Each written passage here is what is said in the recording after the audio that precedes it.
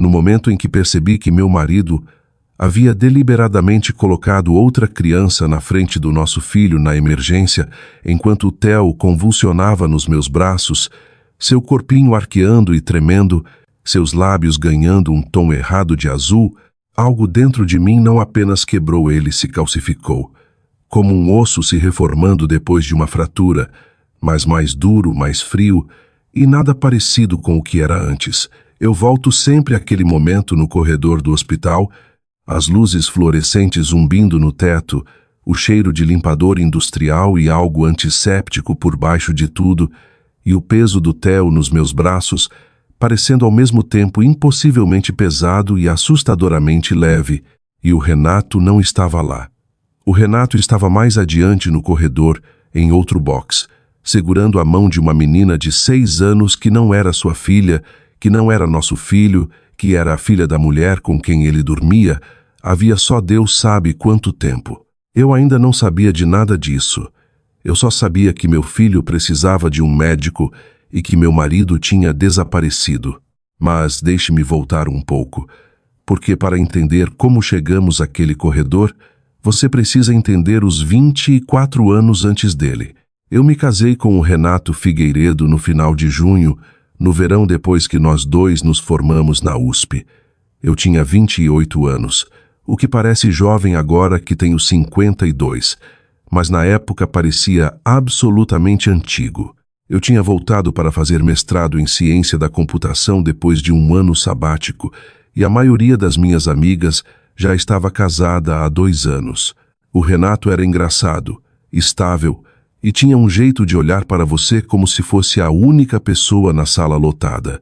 Eu era engenheira de software numa empresa de porte médio em São Paulo, já ganhando um bom salário, já boa em manter a cabeça baixa e resolver problemas de forma metódica. O Renato vendia imóveis comerciais. No papel e na prática, éramos uma equipe funcional. Compramos uma casa num condomínio tranquilo em Cotia, a cerca de 30 minutos da capital, num bairro com árvores centenárias, e um condomínio que enviava cartas passivo-agressivas sobre o acabamento do gramado exatamente 2 vezes por ano. Tivemos o Theo quando eu tinha 37 anos, idade que minha obstetra chamou de idade materna avançada, naquele tom clínico neutro que me dava vontade de jogar o prontuário nela. O Theo foi nosso único filho. Foi uma escolha que fizemos juntos, ou foi o que eu acreditei. Quando esta história realmente começa, fevereiro do ano passado, um fevereiro úmido e miserável que não conseguia decidir se queria chover ou só garoar constantemente nos para-brisas e nas almas de todo mundo. O Theo tinha 14 anos. Era um menino quieto e sério que adorava montar teclados mecânicos e discutir distribuições Linux com pessoas com o dobro da idade dele no Discord. Tinha o maxilar do Renato e minha teimosia e aquele jeito particular de piscar devagar quando tentava não dizer algo rude, o que definitivamente herdou de mim. Eu o adorava completamente. Nossa casa era um assobrado de 4 quartos na Rua das Acácias. Tínhamos um Dachshund chamado Capitão, 12 anos, com artrite nas patas traseiras, profundamente opinativo sobre onde dormia, que era sempre bem no centro de qualquer móvel que você tentasse usar. O Capitão tinha sido filhote quando o Theo tinha 2 anos, e ver aquele cachorro velho mancando até o Theo toda manhã, com a bundinha toda balançando apesar dos quadris ruins, ainda era, depois de todos aqueles anos, uma das melhores partes do meu dia. Eu trabalhava de casa 4 dias por semana. Meu cargo na época era arquiteta de software sênior numa fintech de São Paulo, totalmente remoto, bons benefícios, contribuição generosa no FGTS e previdência privada, o tipo de posição que eu tinha passado 15 anos construindo. Eu ganhava mais que o Renato. Nós dois sabíamos disso, e durante a maior parte do casamento não tinha sido problema. O Renato se orgulhava de mim do jeito que alguns homens conseguem se orgulhar do sucesso das esposas, até o momento em que isso deixa de ser útil para eles. Eu não via mudança acontecendo. Estava mergulhada demais no código, nos assuntos da escola do Theo, nas rotinas confortáveis de um casamento longo, para perceber que o Renato tinha começado a passar muito tempo no celular, com a tela virada para longe de mim. A situação com a vizinha de cima durava cerca de 8 meses antes daquele fevereiro. Sei que parece um detalhe estranho para mencionar agora, mas importa. Importa muito, na verdade, porque foi através da vizinha que tudo se desfez, e não do jeito que você pode imaginar. Não tínhamos vizinha de cima no sentido tradicional. Nossa casa era isolada, mas 4 casas adiante, no único prédio de apartamentos do quarteirão, um estranho acréscimo de 3 andares que o condomínio aprovara a contragosto uma década antes, morava uma mulher chamada Renata, Renata Voss.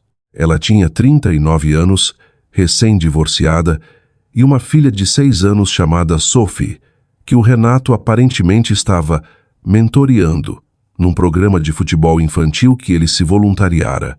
Foi assim que ele explicou o tempo que passava lá, voluntariado no futebol infantil. O Renato, que não tinha assistido a um único torneio de robótica do Theo em 3 anos porque estava cansado do trabalho, estava aparentemente profundamente comprometido com o desenvolvimento atlético infantil de uma criança que morava 4 casas adiante.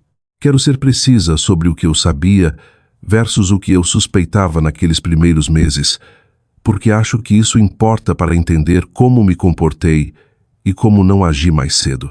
O que eu sabia: o Renato estava distraído, o Renato vivia no celular, o Renato tinha começado a ir para a academia às 6 da manhã, o que era novo, e voltava das jantares com clientes mais tarde que o normal, o que não era exatamente novo, mas parecia diferente. A textura das ausências dele tinha mudado. Existe um tipo específico de vazio emocional que um cônjuge desenvolve quando está compartimentalizando uma mentira. Não exatamente frieza, mas uma espécie de indisponibilidade lisa, como uma parede recém-pintada. Eu tinha notado, tinha arquivado como crise de meia-idade e continuava escrevendo código, garantindo que o Theo tivesse roupas limpas e que o capitão recebesse seus suplementos para as juntas misturados na comida toda manhã. O que eu suspeitava, mas não tinha deixado virar um pensamento coerente, era que a mulher do prédio adiante não era só uma vizinha. O primeiro momento concreto, o que agora reconheço como o primeiro fio se soltando, aconteceu numa terça-feira à noite no início de fevereiro. Lembro a data especificamente porque eu tinha acabado de subir uma atualização importante para a produção e sentia aquele cansaço pós-deploy que fica atrás dos olhos. O Renato deveria estar em casa para o jantar. O Theo tinha feito questão de perguntar de manhã: "O pai vai realmente estar aqui hoje à noite?" Com aquela neutralidade cuidadosa que adolescentes usam quando não querem demonstrar que se importam. Eu disse que sim. Mandei 2 mensagens para o Renato confirmando. Ele respondeu as 2 com emojis de joinha, o que eu deveria ter reconhecido como o estilo de comunicação de um homem que não está prestando atenção. Às 19h15, com o jantar esfriando no fogão, meu celular tocou. Era um número que eu não conhecia. "É a Clara Mendes?" A voz era de uma mulher, cuidadosa, um pouco nervosa. "Sim", eu disse. "Quem fala?" Houve uma pausa. "É a Renata. Renata Voss.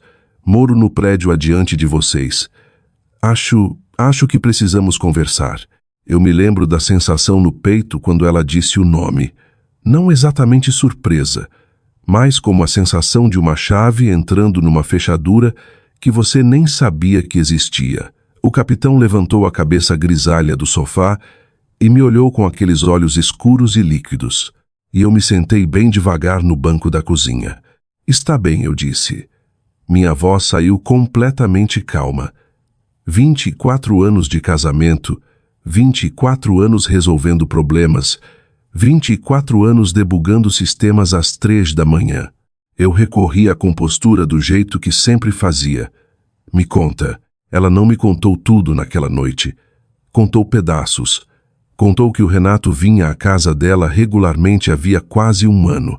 Contou que no começo não sabia que ele era casado, ou que tinha se convencido de que não sabia distinção em que pensei muito desde então. Contou que as coisas tinham terminado entre eles 3 semanas antes, de forma ruim, e que o Renato tinha dito coisas sobre mim e sobre o Theo que ela achava que eu merecia saber. Não contou o que eram. Ainda não. Por que você está me ligando? Perguntei. Porque a Sophie tem perguntado por ele, disse ela baixinho. Ela se apegou, e eu não quero. Não quero que ela se apegue mais do que já está. Achei que se você soubesse, talvez pudesse... Ela parou. Não sei o que eu pensei, desculpa mesmo. Olhei para a panela no fogão. Olhei para a mochila do Theo junto à porta, para a tigela de água do capitão, para a foto na geladeira que o Theo tinha tirado de nós 3 em Fernando de Noronha 2 verões atrás, onde o Renato tinha o braço nos meus ombros e ria de algo fora da câmera. Eu te ligo depois, eu disse e desliguei. Servi o jantar do Theo sozinha aquela noite. Disse que o pai tinha uma visitação tarde. O Theo assentiu, comeu o macarrão e me contou sobre um switch de teclado que queria experimentar, algo chamado variante de toque tátil, e eu escutei, fiz perguntas e mantive as mãos bem firmes em volta do garfo. Às 21h, o Renato mandou mensagem que estava a caminho. Às 21h40, entrou em casa cheirando a ar frio, e algo que eu não conseguia identificar. Desculpa, disse ele, sem olhar direito nos meus olhos. A visitação demorou. Claro, eu respondi. Observei ele subir as escadas. Fiquei sentada à mesa da cozinha com o peso quente do capitão sobre meus pés e a garoa batendo nas janelas. E pensei no que a Renata tinha dito sobre a Sophie perguntar pelo Renato, sobre as coisas que o Renato tinha dito sobre mim e o Theo, e pensei... Seja o que for que está vindo, preciso estar pronta. Só não fazia ideia de quão rápido viria nem quanto custaria descobrir. 3 dias depois, a febre do Theo subiu para 42 degraus Celsius. 3 dias depois, a febre do Theo subiu para 42 degraus Celsius, e às 20 daquela noite, ele tremia tanto que os dentes batiam. Eu monitorava desde o meio-dia. Tinha o termômetro na bancada da cozinha, um copo de soro caseiro que ele se recusava a beber e uma conversa aberta com o pediatra de plantão. O Renato tinha chegado por volta das 18, comido metade do prato e voltado para o celular. Eu tinha dito que o Theo estava com febre. Ele respondeu, criança tem febre, e levou o prato para a pia. Às 20h14, o Theo me chamou do quarto. O som que ele fez... Não consigo descrever completamente. Não era bem uma palavra, era algo mais animal. Um som alto e fino que atravessou a parede e meu peito ao mesmo tempo. Eu subi as escadas antes mesmo de decidir me mover conscientemente. Ele estava na cama, o corpo rígido, as costas arqueando do colchão numa curva lenta e terrível, os olhos abertos, mas sem focar. Os lábios tinham um tom acinzentado nas bordas que eu não reconhecia de nenhuma experiência própria, mas soube imediatamente que estava errado. Convulsão febril. A frase chegou completa na minha cabeça, vinda de algum instinto parental profundo ou de algo que li anos antes e arquivei. Renato, gritei escada abaixo. Liga pro SAMU agora. O Theo está convulsando. Ouvi ele subindo as escadas. Eu já tinha o Theo nos braços, virado de lado como deve ser feito, tentando cronometrar a convulsão, tentando manter a respiração estável para que o pânico não passasse pelas minhas mãos para o corpo convulsionando dele. O Renato apareceu na porta e por um momento, um único momento, pareceu genuinamente aterrorizado, como um pai, como o homem com quem eu tinha me casado. Meu Deus, disse ele. Tá bom, estou ligando. A ambulância demorou 11 minutos. Sei por que contei.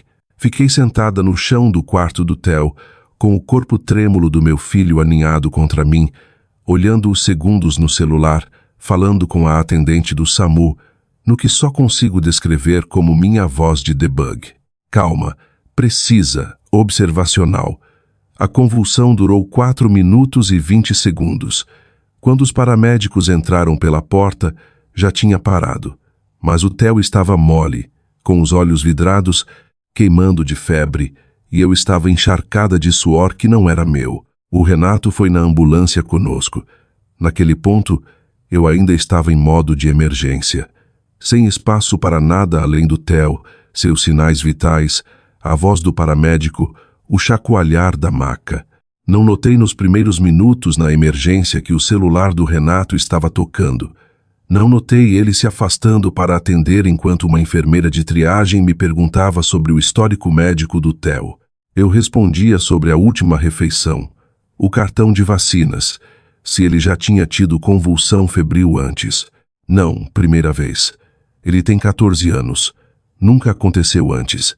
E eu assinava formulários de entrada e via uma enfermeira colocar um sensor de oxigênio no dedo do Theo e segurava tudo com todas as minhas forças. Não notei o Renato desaparecer por quase 20 minutos.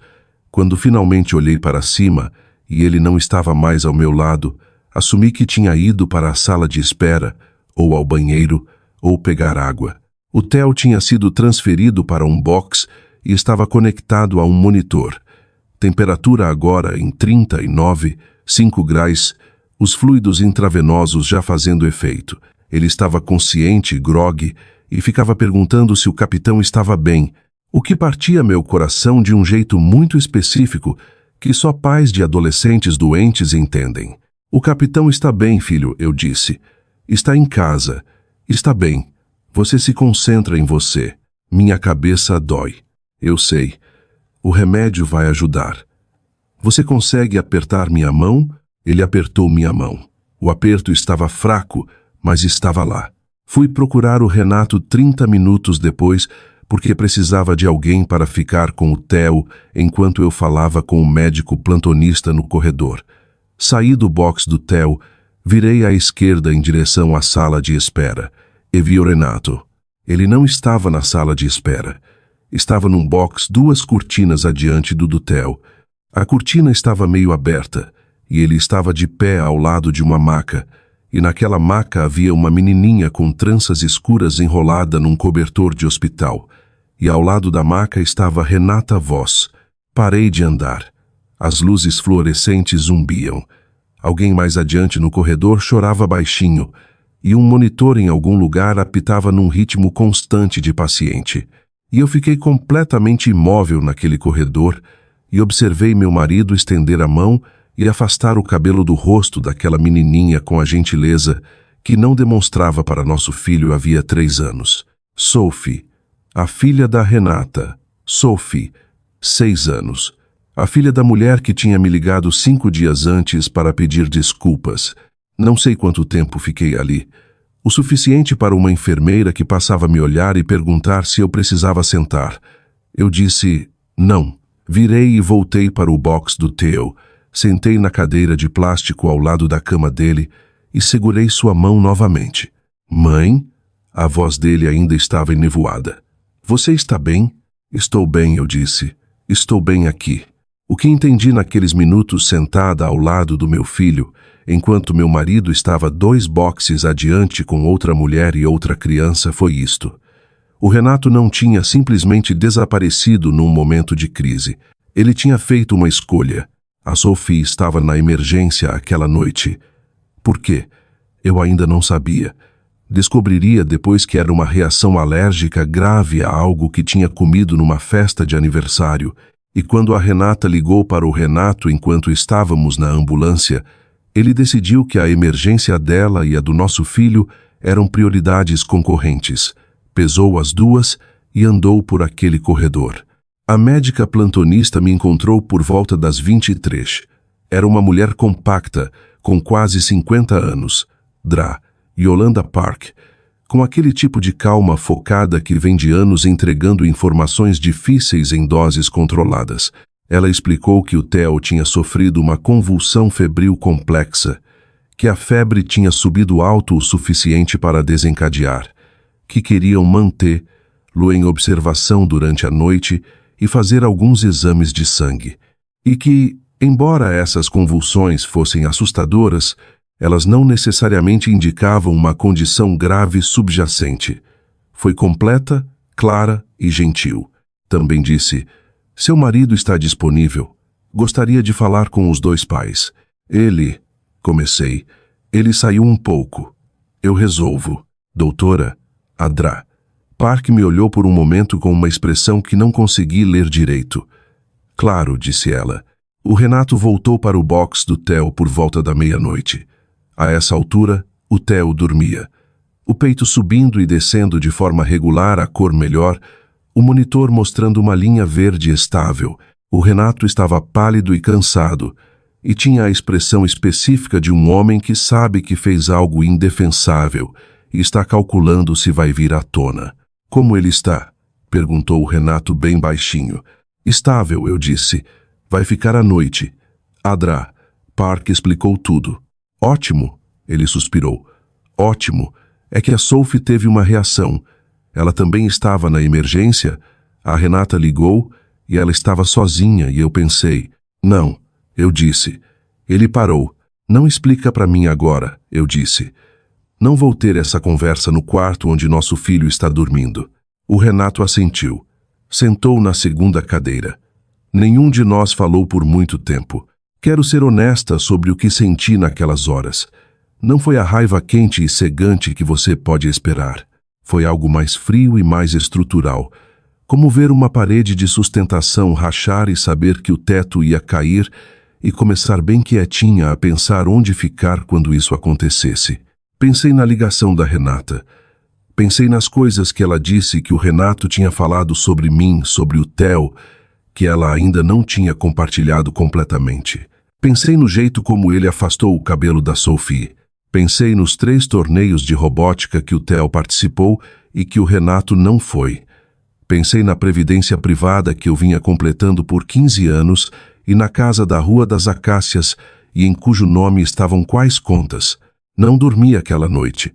Fiquei sentada na cadeira de plástico do hospital enquanto meu filho dormia e meu marido cochilava na cadeira em frente e abri o bloco de notas do celular e comecei a fazer uma lista. Não uma lista de queixas, uma lista de fatos, números de conta, datas. O nome da advogada de família que uma colega tinha mencionado quase 2 anos antes no contexto de "Ela é a melhor de São Paulo. Não perde." Escrevi o nome. Patrícia Wren. Escrevi a data da ligação da Renata.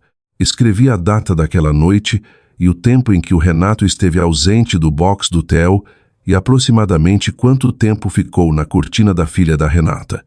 Escrevi o registro da emergência da Sophie. Quem assinou? Quem forneceu o convênio? Porque essa era a pergunta que se formava na minha cabeça desde que o vi ali. Não só como você pôde, mas quão fundo isso vai. E eu ia descobrir. O Theo recebeu alta na tarde seguinte. Saiu do hospital com o moletom velho da USP do Renato. A enfermeira tinha cortado a camisa dele na triagem, e ele parecia pálido, cansado e aproximadamente 1000 anos mais novo que 14. O capitão nos recebeu na porta de casa, bundinha balançando apesar da artrite, e o Theo sentou no chão do corredor e deixou o cachorro velho subir no colo dele e simplesmente enterrou o rosto no pescoço do capitão por um longo momento. O Renato ficou atrás de nós na porta e eu o ouvi dizer bem baixinho: "Desculpa, filho." O Theo não respondeu. Só manteve o rosto no pelo do capitão. Naquela noite, depois que o Theo foi dormir e o capitão se acomodou no pé da escada, fui para meu escritório em casa e fechei a porta. Abri a página de contato da Patrícia Wren, advogada de família em São Paulo. 4, 9 estrelas, 22 anos de atuação. O bio dizia que ela se especializava em divisão complexa de bens e divórcios de alta conflitividade. Li aquela frase 2 vezes. Depois liguei e deixei recado para uma consulta. Recostei na cadeira e olhei para o código que tinha deixado aberto no segundo monitor. Alguma função pela metade que eu estava debugando antes da febre do Theo, antes da ambulância, antes das luzes fluorescentes e do box com cortina e da mão gentil do meu marido no rosto de outra criança. O cursor piscava no meio de uma linha incompleta. Salvei o arquivo, fechei o notebook e pensei: ok, agora eu sei com o que estou lidando. Agora começamos. O Renato bateu na porta do escritório às 21h30. Podemos conversar? disse ele através da madeira. Não hoje, eu respondi. Minha voz estava muito calma. Vamos conversar quando eu estiver pronta. Houve um longo silêncio do outro lado da porta. Clara? Boa noite, Renato. Outra pausa. Depois passos se afastando pelo corredor. Esperei até ouvir a porta do quarto fechar. Então abri o bloco de notas novamente e acrescentei mais uma linha no final da lista, abaixo do nome da Patrícia Wren, abaixo dos números das contas, abaixo da data do hospital. Ele voltou para o box à meia-noite. Não pediu desculpas ao Theo. Pediu desculpas para o quarto. Sublinhei 2 vezes.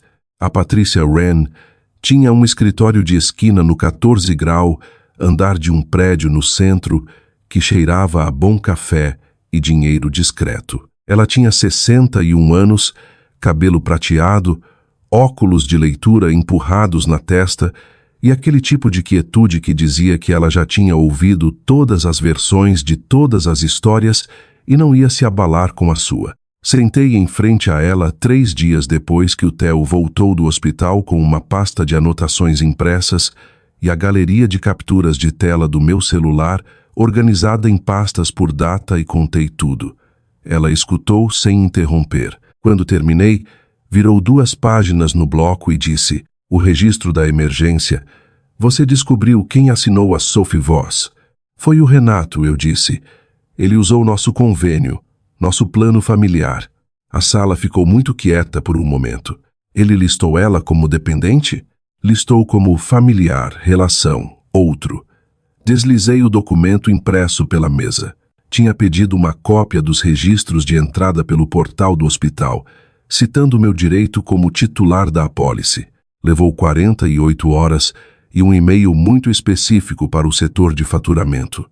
Nosso convênio pagou parte da visita da emergência dela, meu convênio. A apólice que venho pagando através da empresa há 11 anos. A Patrícia Wren olhou o documento por um longo momento. Depois colocou as mãos sobre ele. Clara, disse ela, quero que você entenda uma coisa claramente. No Brasil, o uso fraudulento de um convênio de saúde, listando uma pessoa não dependente, não familiar como beneficiária, não é só violação de apólice. É estelionato contra a seguradora. Isso é um assunto separado do divórcio e muda bastante o quadro de alavancagem. Assenti. Eu já suspeitava disso, que foi por isso que consegui o documento antes de dizer uma única palavra ao Renato. Me fale sobre os bens, disse ela. Falei sobre os bens. A casa na Rua das Acácias valia aproximadamente R$ 2.800.000 no mercado atual. Eu tinha checado o Zap Imóveis obsessivamente por uma semana, e o vizinho 2 casas adiante tinha acabado de anunciar por R$ 2.950.000. Tínhamos cerca de R$ 1.200.000 de equity. Minha previdência privada tinha saldo de R$ 2.100.000. A conta de aposentadoria do Renato, através da corretora de imóveis comerciais, tinha, pelo que consegui ver da última declaração conjunta, aproximadamente R$ 520.000. Eu tinha uma conta poupança só no meu nome com R$ 240.000. Dinheiro que eu vinha acumulando silenciosamente há 3 anos com trabalhos de consultoria freelance, em noites e fins de semana. Não tinha exatamente escondido do Renato, mas também não tinha discutido com ele. Tinha pensado nisso vagamente como uma reserva. Acabou sendo uma base. A Patrícia Wren escreveu números em 2 colunas e disse: o Brasil adota o regime de comunhão parcial de bens com possibilidade de equidade. Não significa igual, significa justo, baseado em contribuição e conduta. A conduta marital é admissível nos argumentos de divisão de bens. E a fraude no convênio é uma evidência muito útil para demonstrar a natureza e duração do relacionamento extraconjugal. Ela fez uma pausa. Você quer a casa?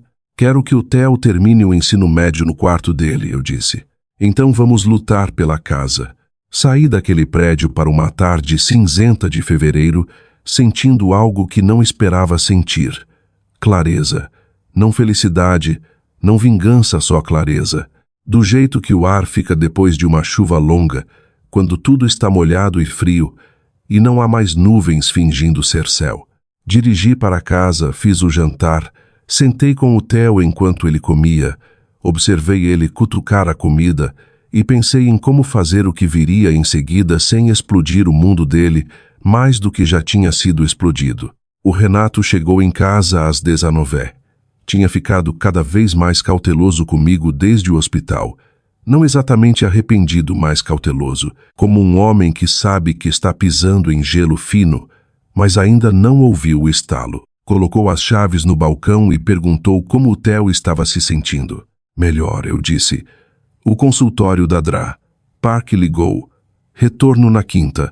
Uvu, disse ela. Não precisa. Eu tenho.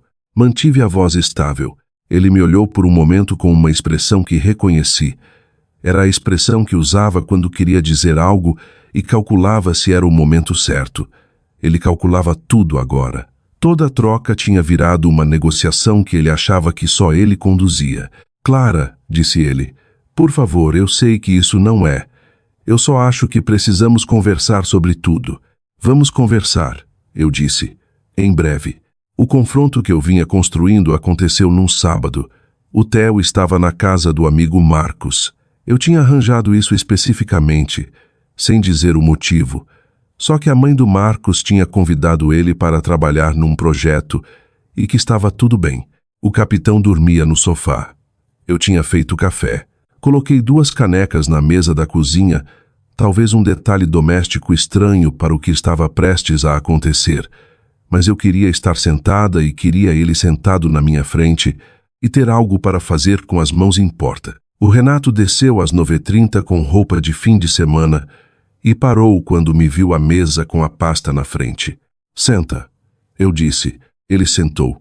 Olhou para a pasta. O que é isso? Isso, eu disse, é uma cópia do formulário de entrada da Sophie Voss na emergência de 9 de fevereiro. Isso é um extrato do nosso convênio, mostrando a fatura que o Renato Figueiredo abriu para uma menor não dependente sob cobertura familiar.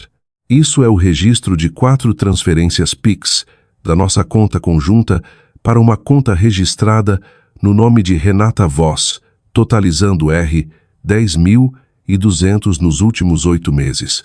E isso é uma captura das mensagens que a Renata me encaminhou na semana passada com seu número exibido, estabelecendo a linha do tempo do relacionamento desde abril do ano passado. O rosto do Renato passou por 3 cores distintas durante aquela recitação. Estava agora em algum lugar entre cinza e branco. A Renata te mandou. A Renata Voss me ligou 5 dias antes do Theo acabar naquela ambulância, eu disse. Ela me contou que o relacionamento tinha acabado. Disse que achava que eu merecia saber. Tem sido cooperativa desde então. Fiz uma pausa. Também, para constar, está genuinamente arrependida. Não estou interessada no arrependimento dela, mas a documentação é excelente. Clara. A voz dele falhou na segunda sílaba. Eu sei o que fiz. Sei que foi errado. Sei que não tem nada que eu possa dizer que... Você tem razão, eu disse. Não tem. Eu quero consertar isso. Eu quero... O Theo precisa do pai, e eu sei que não estive lá aquela noite do jeito que deveria. E tenho vivido com isso todo dia. Na noite em que nosso filho teve uma convulsão febril, eu disse bem baixinho, você saiu do box dele para ficar ao lado da filha de outra mulher.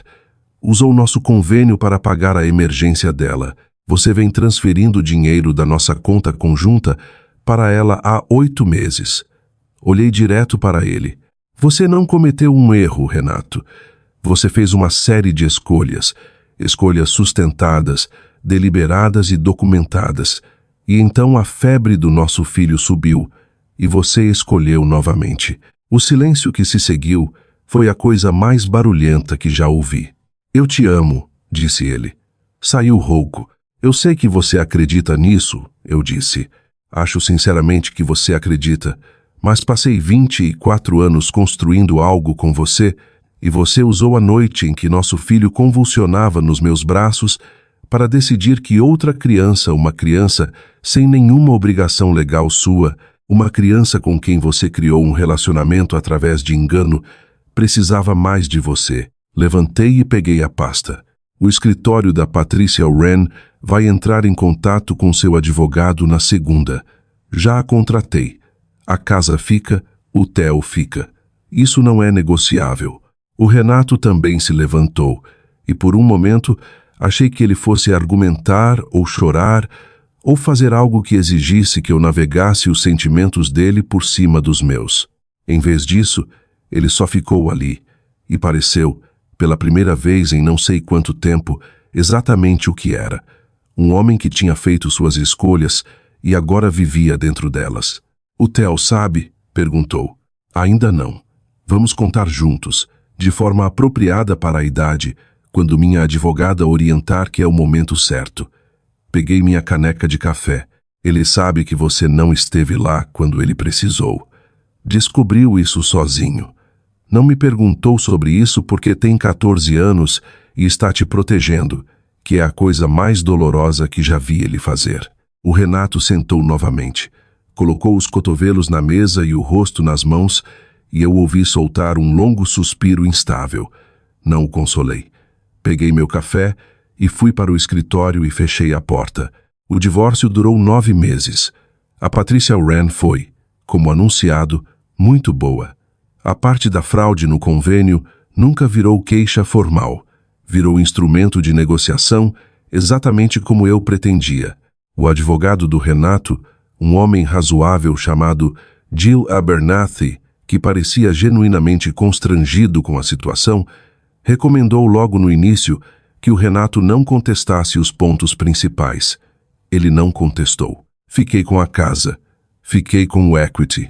O Theo continuou no quarto dele na Rua das Acácias. Terminou o 9º ano e começou o 10º, e começou a montar um teclado split do zero que ele disse que ia levar até pelo menos o Natal. O Renato se mudou para um apartamento em Pinheiros, há cerca de 15 minutos, e começou o trabalho lento e doloroso de reconstruir o relacionamento com o filho nos termos do Theo, não nos dele. Os termos do Theo no começo foram mínimos. Uma mensagem aqui, uma ligação breve ali. Depois, no verão, uma tarde de sábado. Não era exatamente perdão. Era mais como uma porta mantida ligeiramente entreaberta. A quantidade de luz permitida controlada cuidadosamente por um menino de 15 anos, que aos 14 tinha aprendido que o pai era capaz de escolher errado. É algo que nenhuma criança deveria ter que aprender. Não posso desfazer isso. Só posso garantir que a casa para onde ele volta todo dia seja estável, quente e cheia do cheiro particular do que eu estou cozinhando para o jantar e do balançar, cada vez mais esforçado, mas profundamente sincero, da bundinha artrítica do capitão. A última coisa que vou dizer sobre o Renato é esta. Ele foi ao torneio de robótica do Theo em outubro. Sentou 2 fileiras atrás de mim no auditório e não tentou sentar ao meu lado, nem transformar em momento familiar. Só assistiu. Quando o time do Theo ficou em 2º lugar, o robô deles teve um glitch de software na fase autônoma que custou o 1º lugar, algo que o Theo foi filosófico a respeito do jeito que só crianças que realmente entendem de sistemas conseguem ser. O Renato se levantou e aplaudiu. O Theo olhou para a plateia, me encontrou primeiro e eu dei um joinha. Depois encontrou o Renato e deu um aceno pequeno e cuidadoso. O Renato acenou de volta. Foi isso. Foi toda a troca. E de algum jeito foi suficiente. Não para consertar o que tinha sido quebrado, mas para estabelecer que os escombros tinham sido removidos e que algo menor e mais honesto estava começando a ser construído no espaço que tinham deixado. Tenho 52 anos. Sou arquiteta de software sênior. Tenho uma casa com bom equity, uma previdência privada que venho completando há 16 anos e um filho que consegue discutir distribuições Linux e agora também montar para você um teclado mecânico do zero que faz um som, quando você digita, como uma chuva muito satisfatória e muito precisa. Tenho um Dachshund de 12 anos com artrite, que ainda trata toda manhã como um pequeno milagre. Tenho um bloco de notas no celular que ainda guarda aquela lista do hospital, números de conta, datas, nome da Patrícia Wren. a linha que sublinhei 2 vezes. Pensei em apagar. Ainda não apaguei. Talvez porque me lembre que o pensamento mais claro que já tive na vida aconteceu numa cadeira de plástico de hospital às 2 da manhã, enquanto meu filho dormia, meu casamento acabava e eu abria um documento em branco e começava a escrever o que era verdade. É isso com sistemas. Você debuga do mesmo jeito, seja código ou vida. Você para de assumir que o erro está em outro lugar, vai atrás da fonte real e, quando encontra, não faz patch em volta, conserta na raiz ou constrói algo novo. Eu escolhi construir algo novo. É mais quieto do que o que eu tinha antes. É menor de algumas formas e maior de outras.